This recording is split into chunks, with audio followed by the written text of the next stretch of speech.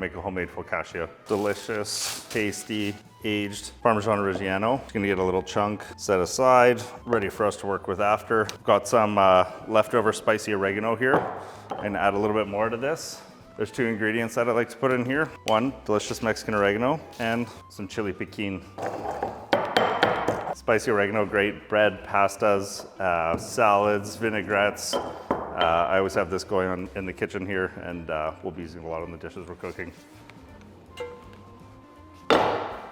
This beautiful pizza dough is made with a double O Caputo flour. Been fermenting for 24 hours. I'm gonna go ahead and use my hands. Get 2 of these pizza doughs pressed out. I'm gonna go along the edge of the dough, stretching it. Don't need to use a ton of flour for these guys because they're perfectly hydrated.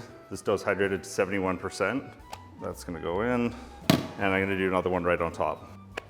Just like that. Now that I've got this dough stretched out in the pan, I'm gonna cover it with plastic wrap and let it proof on a warm stove for about 30 minutes to an hour until it doubles in volume. Just covering this with a little bit of plastic so that no air gets onto it. We don't want it to dry out.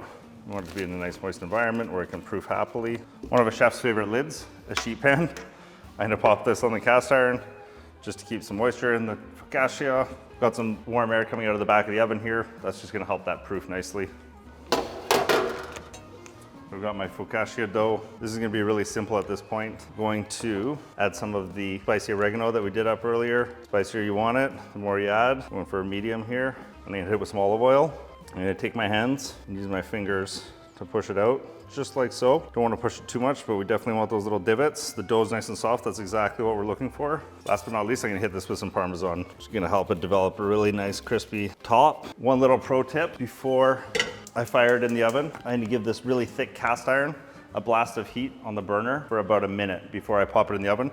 So it's gonna cook from the top and the bottom. The bottom's gonna be nice and crispy, but not overcooked or dry. Nobody wants a dry focaccia. Heated up the focaccia a little bit on the flame and into a hot 500-degree oven.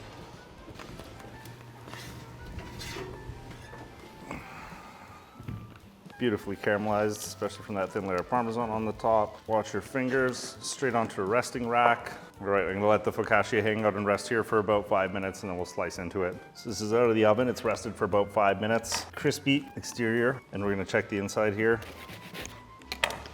Pretty much exactly what you're looking for.